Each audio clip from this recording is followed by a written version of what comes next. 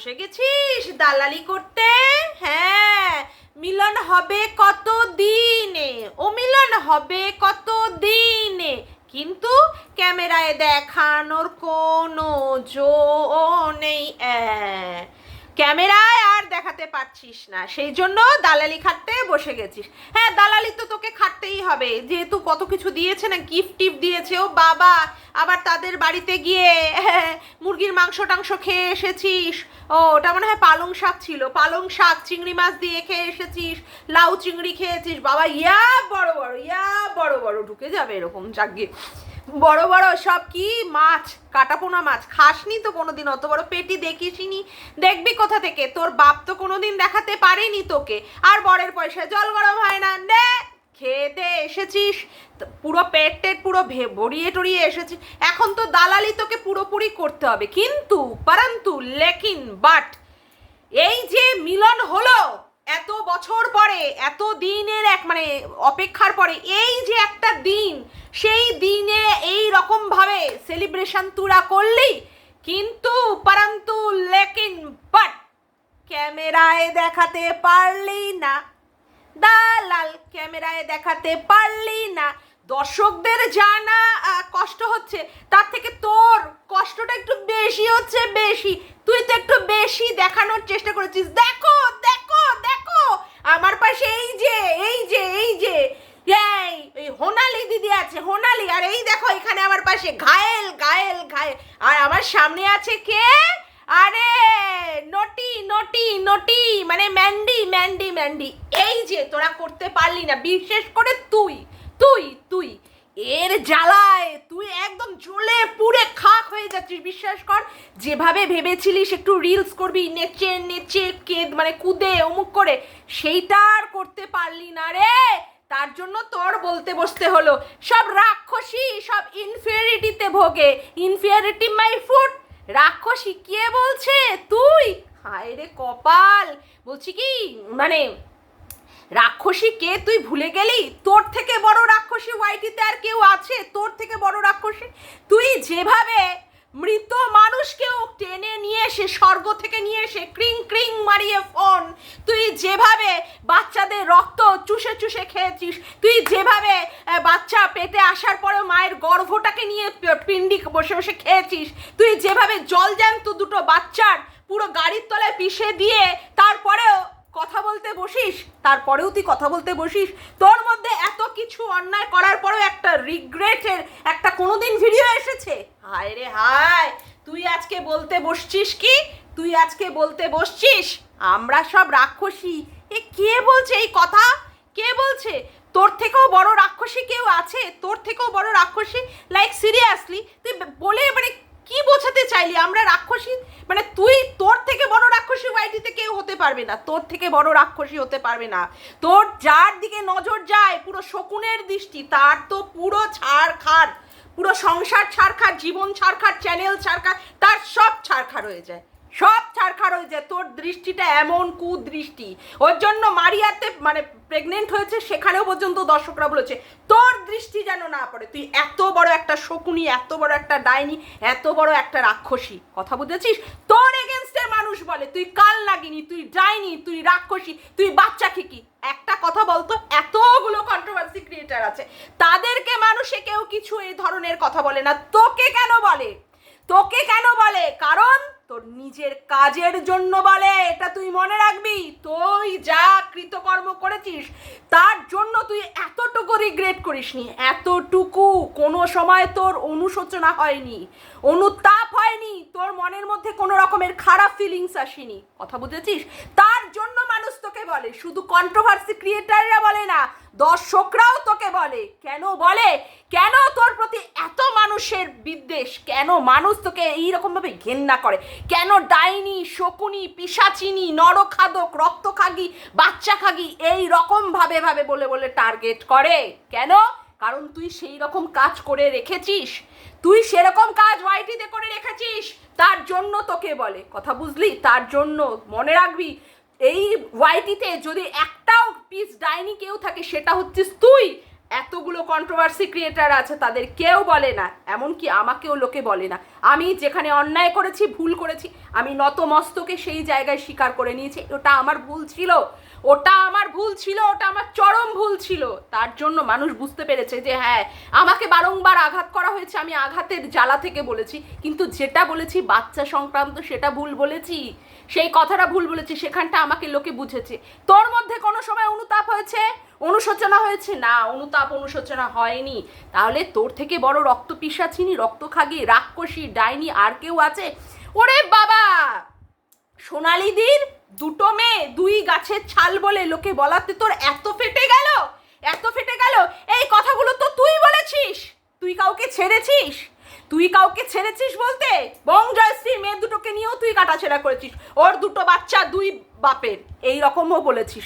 তারপরে আয়ুষ্মিতার জন্ম পরিচয় নিয়ে তুই জানতে চেয়েছিস, তুই জানতে চেয়েছিস যে তার বাবা ল্যাংড়া লুলা, বিছানায় শয্যাশায়ী, তার বাচ্চা কি করে হয় সুস্থ সবল বাচ্চা? তার তো সুস্থ সবল বাচ্চা হওয়ার কথা না, অথচ তোর বর সুস্থ সবল হওয়ার পরেও কিন্তু একটা সন্তানের জন্ম দিতে পারছে না। কিন্তু তুই সেখানে একটা ওই রকম মানে প্যারালাইসিস মানুষ, তার মানে সন্তানের জন্ম পরিচয় নিয়েও পর্যন্ত কাটাছেড়া করেছিস।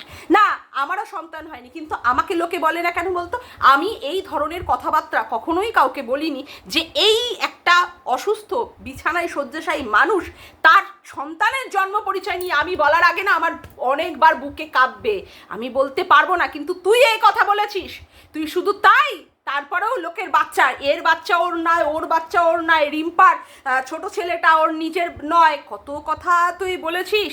আজকে তোর দিদি, মানে এখন সো কল্ড ভালোবাসার দিদি, তোর ভালোবাসার দিদি, তারা এখানে এসে বোঝাতে বসে না তুই তাদের কত ভালোবাসার, কিন্তু তোর মায়েরই এখানে রোজ রোজ এসে বোঝাতে হচ্ছে আমার ভালোবাসা, আমার সোনালি দিদি, আমার পায়েল, আমার ম্যান্ডি, তোর বলতে হয়। তারা তোকে একবারের জন্য চুল দিয়েও পর্যন্ত তোকে বলে না। চুল দেখেছিস?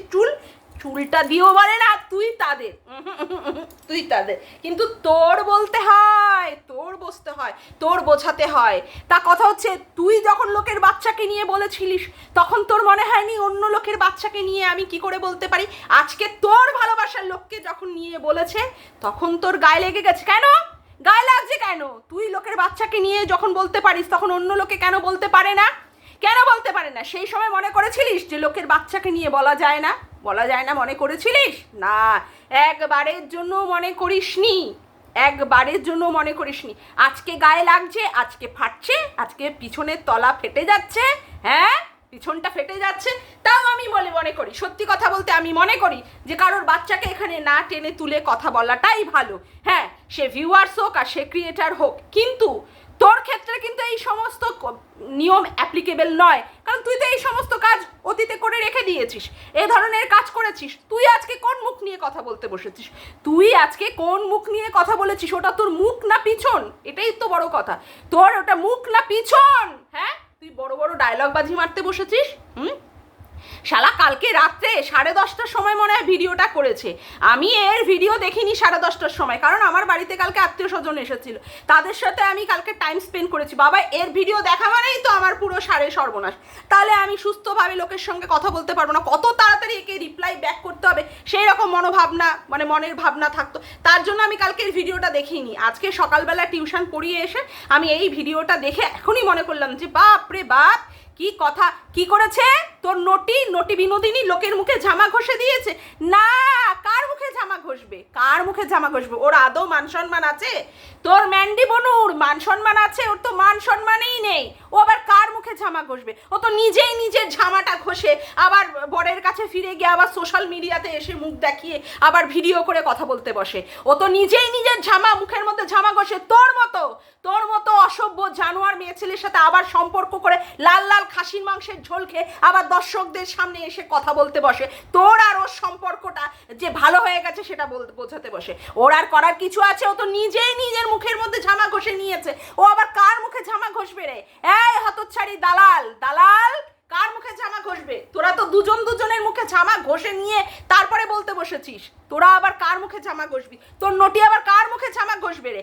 এত মানে কি আর বলবো, এত কেলোর কীর্তি আর কলঙ্কিনী কঙ্কাবতীর কাজ করে সে এত কিছু কেলোর কীর্তিলে এইভাবে দেখিয়ে দিয়েছে লে, তুই আবার সেগুলোকে সুন্দরভাবে গুছিয়ে গুছিয়ে এরকম ভাবে লোকের কাছে পরিবেশন করেছিস। দেখো তুই কেলোর কীর্তি করে রাখবি, তুই দেখিয়ে রাখবি, আর আমি বলবো না? তুই তো এখানে সুন্দরভাবে বেছে দিয়েছিস, তুই তো এখানে সুন্দরভাবে বেছে দিয়েছিস। তা যে নিজেই এরকম মুখ পোড়া, যে নিজে এরকম নিজেই মুখে চুন কালুই মেখে বসে আছে, হ্যাঁ গোবর মেখে বসে আছে, সে নিজেই নিজের মুখে ঝামা ঘষে বসে আছে, সে আবার লোকের মুখে ঝামা ঘষবে কি?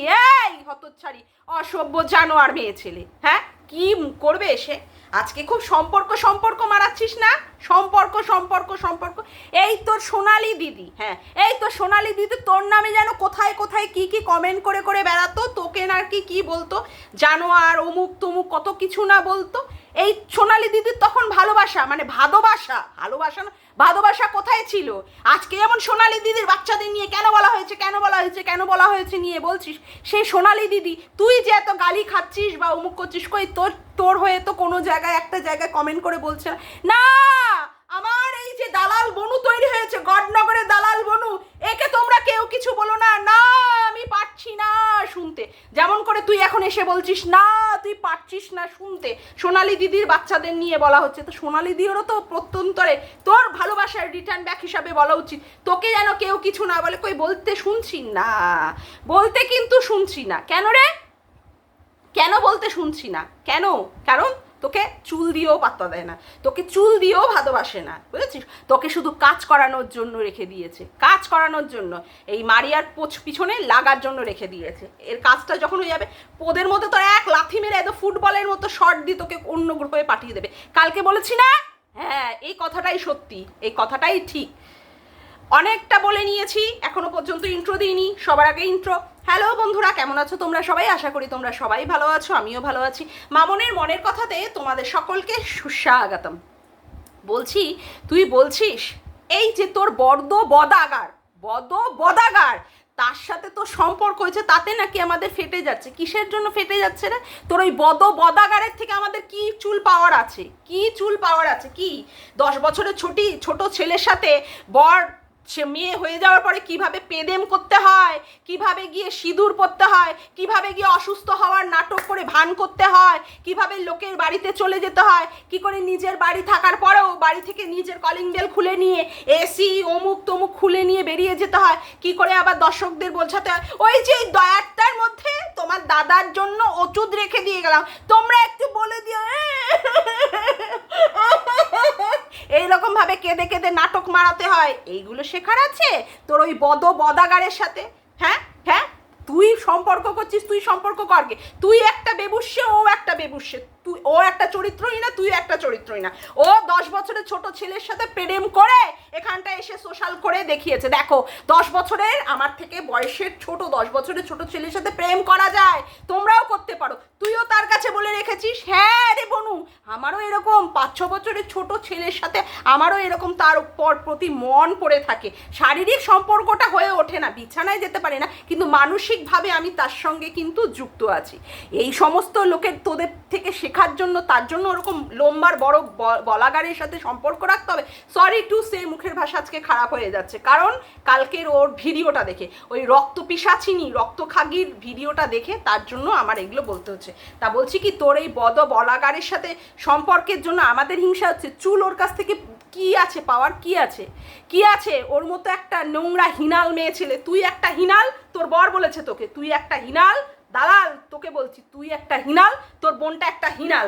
তোর বোন যে হিনাল তার বর এসে বলেছে বিয়ের আগে এরকম 3-4টের সাথে লটর বটর মানে ভোগের খিচুড়ি করা হয়ে গেছে, খাওয়া হয়ে গেছে লোকেদের।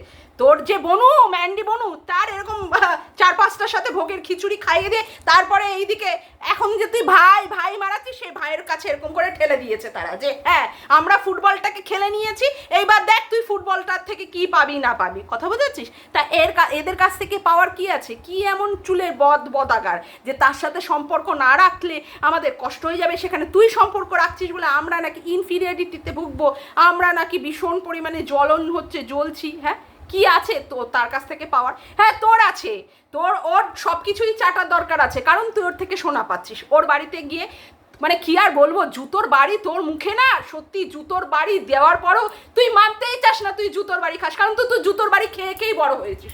তুই জুতোর বাড়ি খেয়ে খেয়েই বড় হয়েছিস, কারণ এর থেকে তো ভালো কিছু তোর বাপ তোকে দিতে পারেনি, তোর বাপ দিতে পারেনি। আর তোর বরের অক্ষমতা তুই নিজেই এখানে এসে প্রকাশ করেছিস। আমার বর অক্ষম, আমাকে এখানে জুতোর বাড়ি খেয়ে খেয়ে আমাকে ইনকাম করে করে আমার এখান থেকে টাকা অর্জন করতে হবে, কথা বুঝেছিস?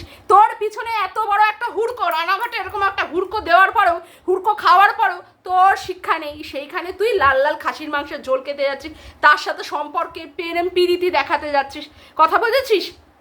সেই সম্পর্ক দেখে নাকি আমাদের চলবে? লাইক সিরিয়াসলি এতটা খারাপ অবস্থা আমাদের মতো কন্ট্রোভার্সি ক্রিয়েটার, তোকে বাদ দিয়ে আর মনে হয় কারোর এরকম দুরবস্থা এরকম আসেনি, আর এরকম দুরবস্থা আসবেও না, কথা বুঝেছিস?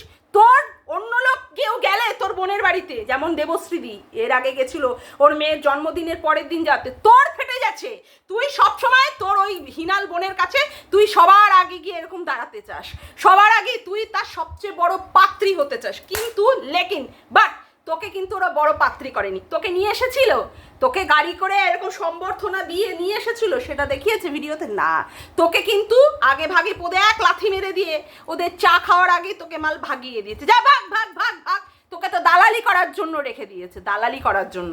তোর দালালিটা যতদিন থাকবে তোকে ততটুকু মাল দিয়ে রাখবে, ততটুকু তুই ততটুকু নিয়েই সন্তুষ্ট থাকবি, তুই ততটুকু নিয়ে। এবং কেউ কিছু বললে, এই তোর ম্যান্ডি বনুকে কিছু বললেই তোকে বলতে বসতে হবে। তাই বলে কি ভাবছিস তোর ম্যান্ডি বনুর এই সোনালিদির প্রতি যা ভালোবাসা, এই পায়েলের প্রতি যা ভালোবাসা, তোর প্রতি তার ভালোবাসা? আরে সুল রে সুল, তুই ওইটা নিয়ে ওইটা বুঝেই তুই সন্তুষ্ট থাক, আর তাতে করেই তুই এইরকম ভাবে লাফাতে থাক। কেউ কিছু বললে তোর তো এখানে দালালি করতেই হবে, তোর তো খাটতেই হবে, তোকে তো দালাল হিসাবে রেখেছেই তার জন্য। কে কি বললো না বললো তো সেইগুলো আড়ি পেতে শুনতে হবে, ফোনটা দেখতে হবে। তুই আবার কারোর ভিডিও দেখিস না, এলু তেলু গাঙ্গুবালি, তাই না? এলু তেলু গাঙ্গুবালিদের উত্তর দিতে বসতে হয়। জ্যোতিষী দিদি মানে দেবশ্রী দিদি এখন কি বলছে না বলছে সেই নিয়ে উত্তর দিতে বসতে হচ্ছে, তাই না? আচ্ছা, ক্রিয়েটাররা নয় পছন্দ করছে না, ঠিক আছে, ক্রিয়েটাররা পছন্দ করছে না তোর সঙ্গে তোর ম্যান্ডি বনুর সম্পর্কটা। দর্শকদের কি স্বার্থ আছে বলতো তোর সঙ্গে এই মানে তোর সঙ্গে তোর ম্যান্ডি বনুর সম্পর্কটা দেখে তার মানে তারা পছন্দ কেন করছে না, সেটার আগে উত্তর দিই। কেন পছন্দ করছে না রে? আমরা নয় বললাম হিংসা করলাম, আমরা নয় এখান থেকে টাকা পাবো, হ্যাঁ ভিডিও করলাম টাকা পাবো, দর্শকরা কি পাবে আগে সেই কথাটার উত্তর দে। দর্শকদের এখানে কি স্বার্থ জড়িয়ে আছে? তারা তো এখান থেকে পয়সা ইনকাম করবে না, পয়সা কি ইনকাম করবে না? তো তাহলে তাদের কি স্বার্থ জড়িয়ে রয়েছে যে তারা তোর সঙ্গে তোর ম্যান্ডি বনুর সম্পর্কটা পছন্দ করছে না? কারণ তুই অতীতেই তার পরিচয় দিয়ে রেখেছিলিস। আরে তোর ভিডিও দেখে তোর ভাই মানে ম্যান্ডির বর স্যান্ডি সে নাকি অসুস্থ হয়ে যেত, তোর কারণেই তার সুগার হয়েছে, তোর কারণেই তার মেয়ে ডিপ্রেশনে চলে গেছে। তারা এসে ওই হ্যাডামের স্ট্রিম লাইভে এসে বলেছে। তারপরে আবার বলছিস এই কন্ট্রোভার্সি ক্রিয়েটাররা অতীত টেনে টেনে ওদের মধ্যে সংসার হতে দিচ্ছে না। আরে সংসারটা তো তুই হতে দিসনি রে, রক্তখাগি পিশাচিনি ডাইনি শকুনি তুই হতে দিসনি। তুই বলেছিলিস ম্যান্ডিকে এই যে কোনো একটা দিকের সম্পর্কে যা, তার মানে একটা দিকের মানে হুলের সাথে তুই ইন্ডিকেট করছিলিস যা যা যা, হ্যাঁ, কারণ হুলের বাইকের পেছনে ঢকঢক করতে দুটাকে এরকম লাগাতে ওর পিঠের মধ্যে, ওই ছেলেটার পিঠের মধ্যে লাগিয়ে গিয়েছিস, ভালো স্বাদ পেয়ে গেছিলিস, সেই জন্য ওর দিকে যাওয়ার কথা বলেছিলিস। তোর মনের মধ্যে যদি শয়তানি আর কুবুদ্ধি না থাকবে তুই কেন তখন স্যান্ডির কাছে যেতে বলিসনি তোর বনুকে?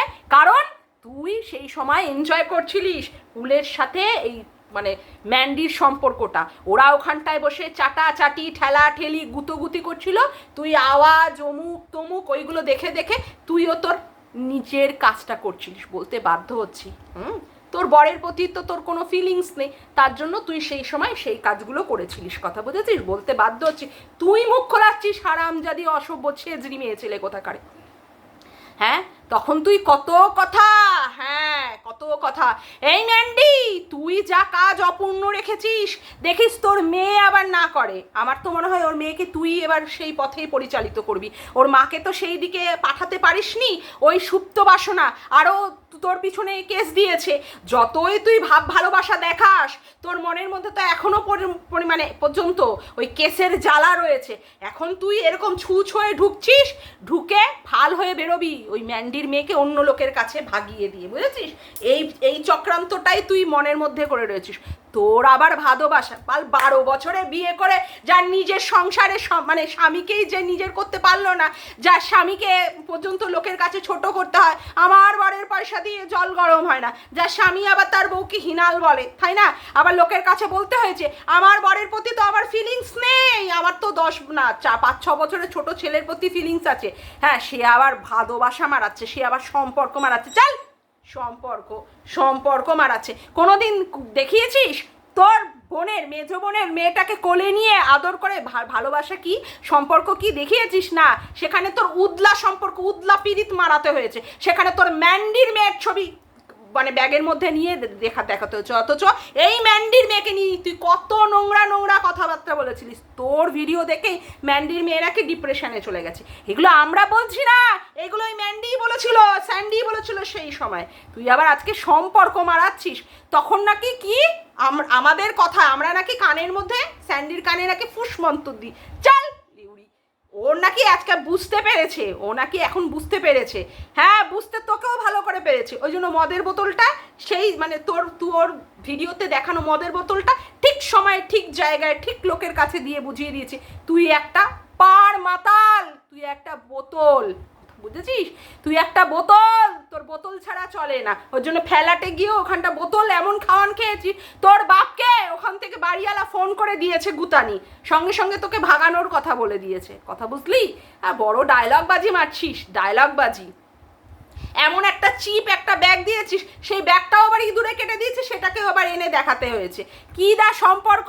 যদি এতই ভালো সম্পর্ক মানে রয়েছে, তোর বোন কি করে ওই ছেঁড়া ব্যাগটা লোকের সামনে এনে দেখাতে পারে? এই যে এটা না আমার ছদ্দি দিয়েছে, এটা আমার ছদ্দি দিয়েছে। এত ভালো সম্পর্ক, এত ভালো সম্পর্কের গুত্ত না গুত্ত। আর বলছি শোন না, ওই যে যারা এসছিল ওই তোর দিদিরা, হ্যাঁ ওই মানে কি আর বলবা, ওই সোনা দেওয়া গুপ্তা দিদি আর ওইদিকে ঘায়েল দিদি, তাদের দেখাতে পারিনি, লোকে দুঃখ পেয়েছে। দুঃখ লোকে পায়নি, দুঃখ তুই পেয়েছিস। আর কি এমন এসেছে রে? প্রাইম মিনিস্টার না চিফ মিনিস্টার এসেছে আমাদের দেশের? প্রাইম মিনিস্টার না চিফ মিনিস্টার এসেছে যে তাদের লোকে মানে তাদের মানে ম্যান্ডির ক্যামেরাতে না দেখতে পেয়ে আমাদের খুব কষ্ট হয়েছে, খুব দুঃখ হয়েছে। তারা কে রে? কে? আমি তো এটাই বুঝতে পারলাম না। কত বড় হনু, তোদের কষ্ট হয়েছে।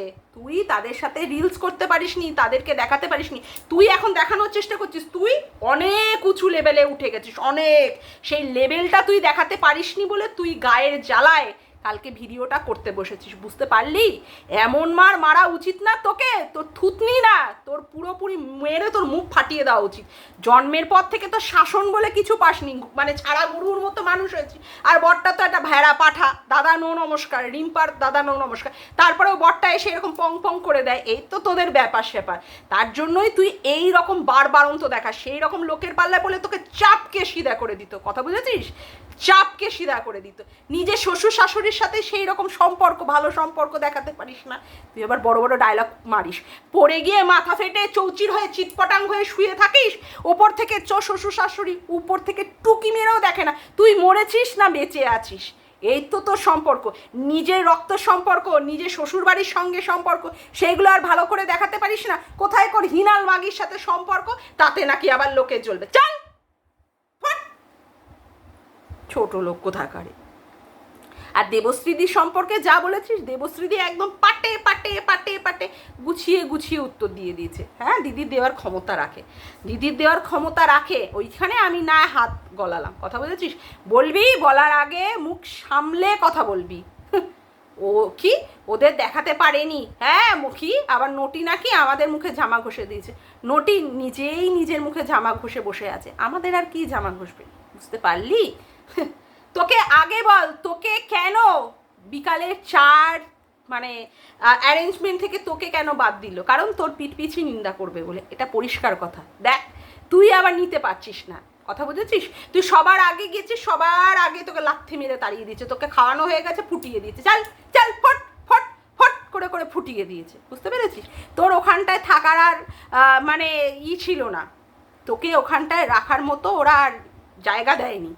তার মানে তুই ওখানে থাকার যোগ্য না, তার জন্য তোকে মাল আগেই পদে লাথি মেরে তাড়িয়ে দিয়েছে। চাল চাল চাল, ফট ফট ফট ফট। আবার সুনিশ্চিত করার জন্য বাইরে বেরিয়ে তোকে টোটোর মধ্যে তুলে দিয়ে তোকে ভালো করে সুনিশ্চিত করার জন্য বেরিয়ে তোকে পৌঁছে দিয়েছে। যা যা যা যা যা যা যা যা যা যা, এরকম করে দিচ্ছে। কেমন, বুঝতে পারলি? আশা করি বুঝতে পেরেছিস। যাক গিয়ে আজকের মতো ভিডিওটা আমি এখানেই শেষ করলাম। আমার ভিডিওটা যদি তোমাদের ভালো লেগে থাকে তাহলে অবশ্যই একটি লাইক করো, কমেন্ট করো, শেয়ার করো, আর চ্যানেলটিকে বেশি বেশি করে সাবস্ক্রাইব করে রেখো, আর অল নোটিফিকেশান বেলটিকে অন করে রেখো এইরকম নতুন নতুন ভিডিও পাওয়ার জন্য। আজকের মতো আসি বন্ধুরা, আবার দেখা হচ্ছে একটা নতুন ভিডিওতে। বাই।